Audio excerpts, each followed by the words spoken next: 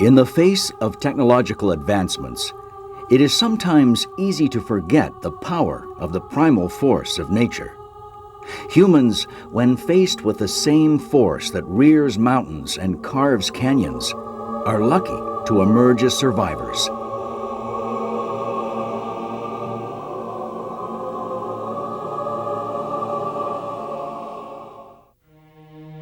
In the South Pacific lies a rim of volcanoes known as the Pacific Ring of Fire. This area is more susceptible to volcanic activity than any other area in the world. On New Zealand's northern island, the Ring of Fire is represented by Mount Ruapehu. Standing over 9,000 feet high, the mountain is the highest point on the island and houses an active volcano. Mount Ruapehu is a very active volcano. It's one of the most active volcanoes in New Zealand. It's one of the more active volcanoes in the world. Ruapehu is a very rugged mountain, like all mountains. It's cold, a rugged landscape, full of rocks, boulders, ash from past eruptions. The nice clean winter snow comes, covers it all up. At the summit of Mount Ruapehu lies the majestic and aptly named Crater Lake. Crater Lake occupies the active crater of Ruapehu. It's in a depression, a basin. Usually it's filled with water, and the water comes from melting snow and ice, and it basically reaches a level and overflows over the lowest part of the crater rim and forms the head of the Whangaehu River.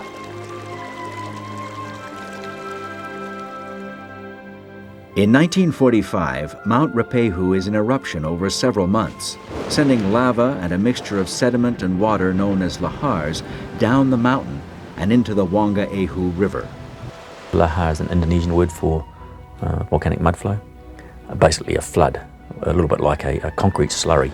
Very sediment-laden water with carrying boulders up to maybe a metre or so. Eventually, the crater lake is emptied out.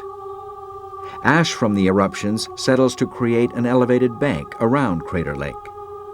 Meltwater and rain slowly refill the empty crater over the next several years. By 1953, the lake rises to 8 meters above its previous level. The ash bank is reinforced by the Whangaehu Glacier, which helps to support the pressure of the additional water. In the rural communities of Tangiwai and Carriages, flanking either side of the Whangaehu River, Ruapehu's last eruption is at best a distant memory. Residents in the area go about their daily business as they always have. It was a sheep and cattle farming area. Ohakuni was then and always has been a market gardening town. With the coming of summer, the ice on the Mount Ruapehu Glacier begins to melt. As the glacier recedes, the ash wall holding back 70 million tons of water begins to weaken. December 24th, 1953. Christmas thoughts abound as New Zealanders find themselves caught up in the last-minute details of the season. As night falls in the rural areas near the Whangaehu River, many people are taking care of last-minute details, such as local farmer Ian Strong. That Christmas Eve, first thing that my wife said to me was, "Did you get a Christmas tree?" I had completely forgotten about it, so I said, "I know exactly where there is one." I went down to our original road bridge. There was a tree growing right on the end of the bridge, so I cut that down. Local volunteer ambulance driver George Murdy is still at his day job in the Ohakuni grocery store. I worked in grocery store, shop, and I did that, and we'd done 14 hours on our feet that day. Just west of Ohakuni, in the town of Ratihi, Cyril Ellis, his wife and mother-in-law, are en route from their home in Taihape to Cyril's parents' home near Ohakuni. That evening, the express train from Wellington chugs its way to Auckland, 409 miles to the north. Among the passengers on board are Beverly Mahi and her younger brother John, on their way home to meet their parents for Christmas. We did have first class tickets, but we could not have a seat because they were totally booked. So we were put in the second carriage from the engine, which was a second class carriage. The two are assured by train guard Ian Inglis that every effort will be made to rectify their situation. Anne Kennedy and her sister Helen get a first-class seat. They are on their way home to the family farm near Owakuni. The driver of the express is Charles Parker. After arranging to swap shifts with a colleague, he is told at the last minute by his employers that he must adhere to the original duty roster. Also making the trip are Ann Pallison and her fiancé Thomas Moyer. And I was working that day and catching the train just after 6, I think it came through Palmerston, and Thomas had got on the train in Levin. And so we had a happy time together on the train. As George Murdy arrives home after his 14-hour shift at the grocery store, a puzzling activity is noted at the Chateau Tongariro, a few miles away from Mount Ruapehu. At 8 o'clock, vibrations were picked up on the seismograph at the chateau. At the time, there wasn't really an earthquake recorded. It was one of those graph wheels that just showed a wheel popped up. The ash bank surrounding Crater Lake has collapsed. As water begins channeling beneath the summer-weakened glacier, a large section of it caves in. Thousands of tons of water and ice roar down the mountainside, picking up massive amounts of debris and glacier till, and creating a lahar that surges into the Whangaehu River. The lahar destroys everything in its path, including the piers of the railway bridge across which the coming express train must pass. Pier 4 went first, followed by Pier 5 on the bridge. Broke number 4 pier into 3, and the bottom piece of that pier weighed 126 tonnes, solid concrete, and that was carried some 100 yards downstream. South of the river, the express train stops in Waiouru before unwittingly steaming towards the chasm that has opened up over the now raging Whangaehu River.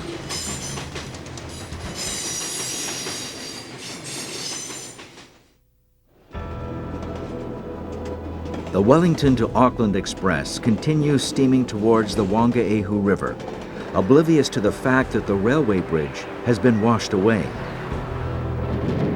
They're solid bridge piers, which weighed over 126 tonnes and carried hundreds of yards down the river, and some of those chunks of concrete have never been found.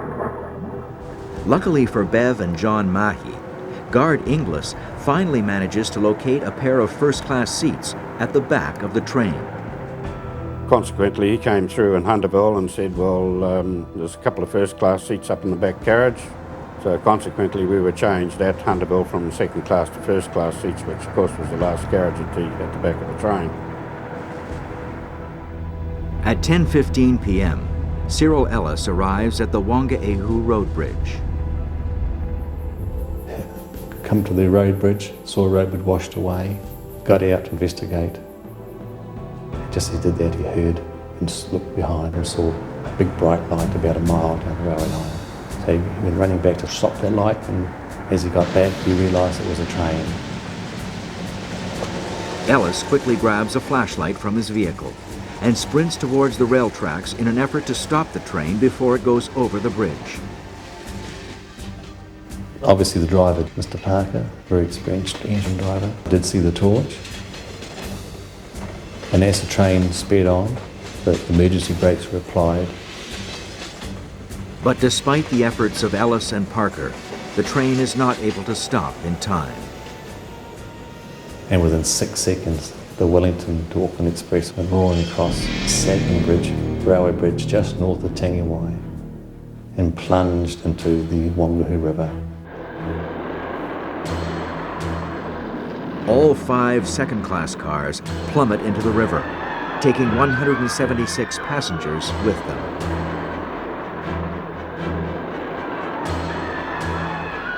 The carriage is actually right up over top of the locomotive.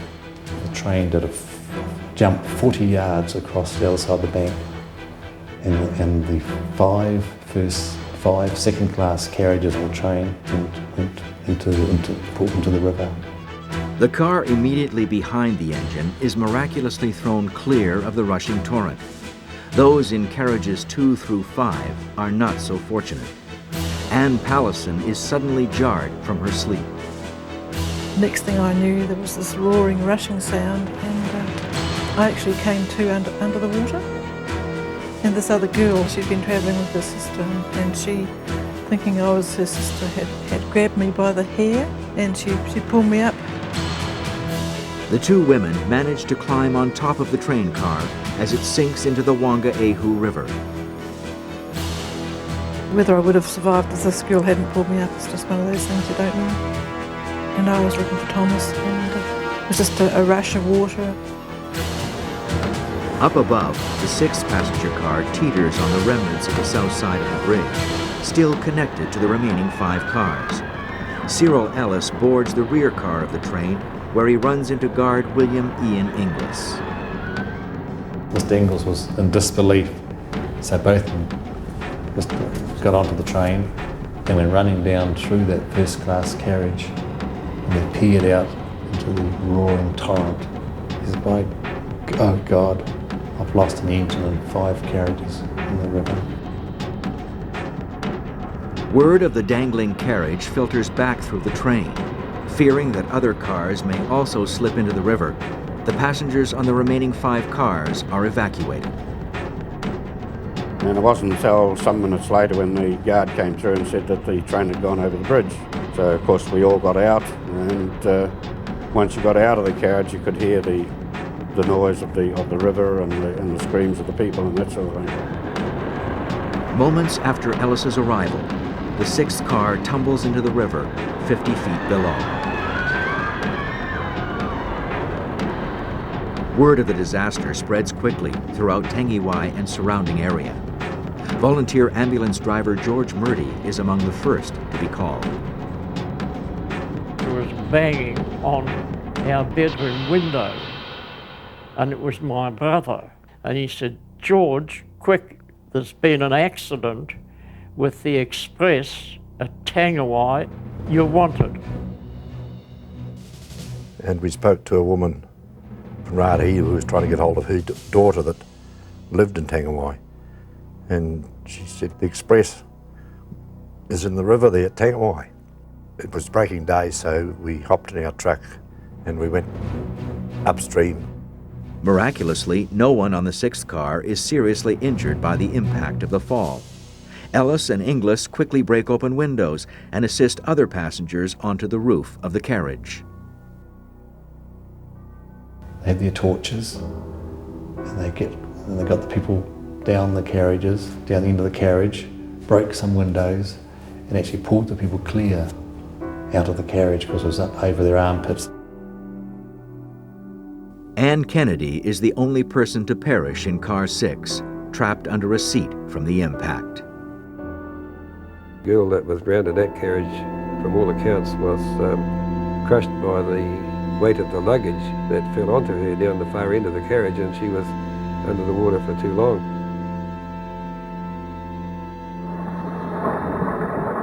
Many of the passengers aboard cars 2 through 5 are washed into the river and swept away by the lahar, never to be seen again.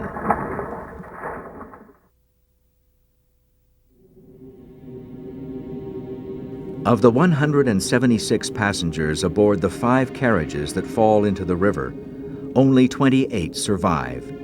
20 others are never found. Among them, engine driver Charles Parker and fireman Lance Redman.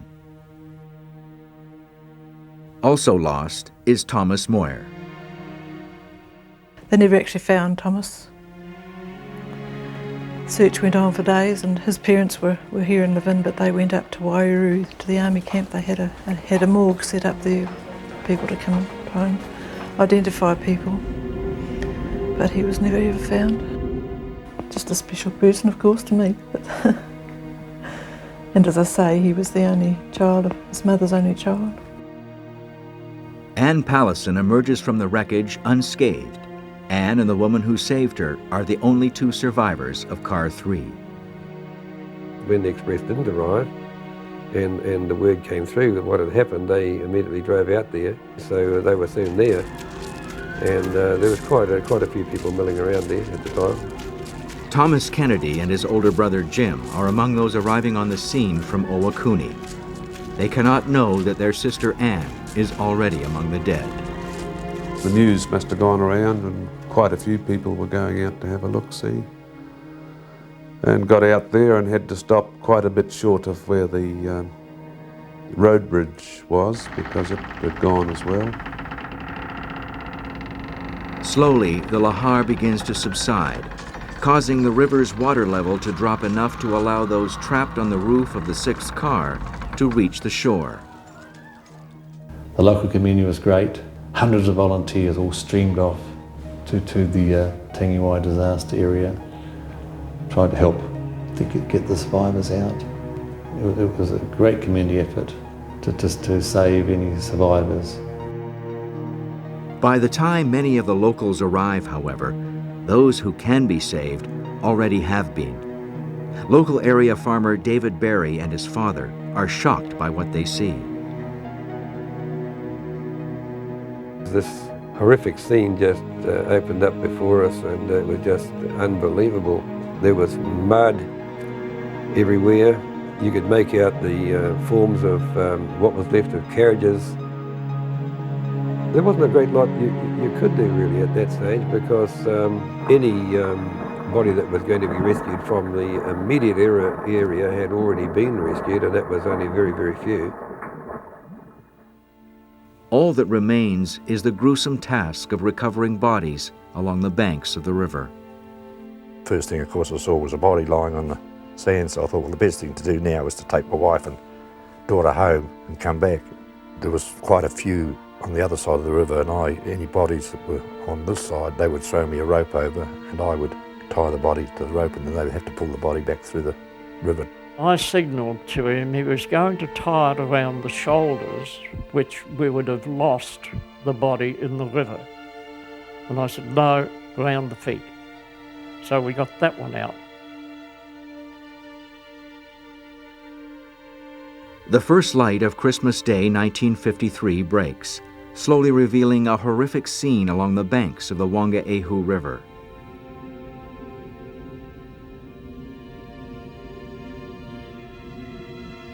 I think this that stood out in my mind was the amount of children's toys and things like that were washed up on little backwashes and things like that. Presumed people were taking presents home for Christmas and things like that, and I think that was what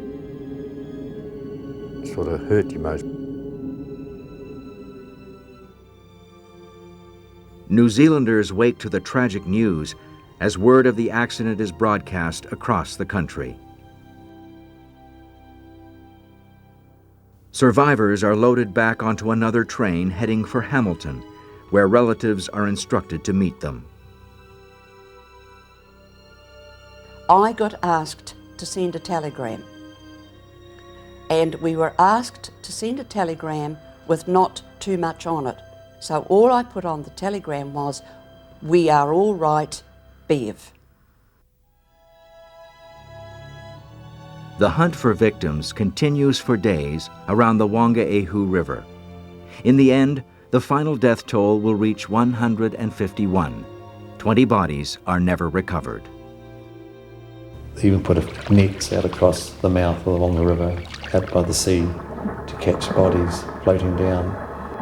And they're all taken to New Zealand Army camp at Wairu, where they were all lined up and identified. Well, and Jim hitched a ride to Wairu Army camp, and that's when he found that Helen was safe and Anne was dead. An inquiry into the disaster is launched. The Board of Inquiry, who were Judge Stilwell, said that no one was to blame. It was a chain of events that happened and couldn't be stopped. It was the world's 6th largest railway disaster, New Zealand's biggest. 3 months later, a new bridge is constructed across the Whangaehu River. Engineers designed this one to withstand the force of another lahar. Was built a much stronger design with piers that were obviously made of concrete. Warning systems are also put in place to safeguard against potential lahar activity. An alarm system was put in that gives up to 3/4 an hour or more warning. It gives sufficient time for the rail authorities to stop rail traffic. Yet for some, the images of that night in 1953 will remain permanently etched in their memories. I've been very much affected by the Tangiwai disaster myself. It gives you a far wider view of what life may or may not be. You know, none of us know when we're going to go. It's just the flick of a providence. Of course, I couldn't have the life that I thought I was going to have, but you make of life what you've got, don't you? What you can.